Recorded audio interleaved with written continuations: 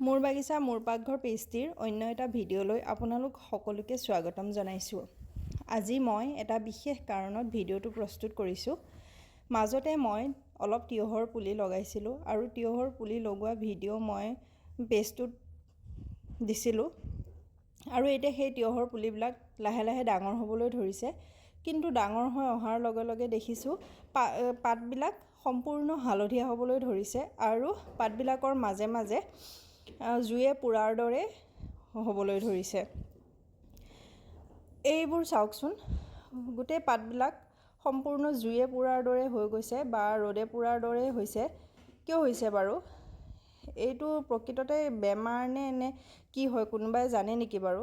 যদি কোনোবা অভিজ্ঞজনে জানে তেনেহ'লে মোক কমেণ্ট কৰি জনাবচোন। ঘৰুৱাভাৱে আমি কি ইউজ কৰিলে সেই পাতবিলাক, এই ডিজিজটোৰ পৰা পাতবিলাক বচাব পাৰিম বা গছজোপা হেল্ডি কৰি ৰাখিব পাৰিম। নহ'লে তিয়হৰ গছকেইজোপা দেখিলে মনটো বহুত বেয়া লাগে। চাওকচোন, এইবিলাক কিয় হৈছে বাৰু? কোনোবাই জানিলে জনাবচোন প্লিজ।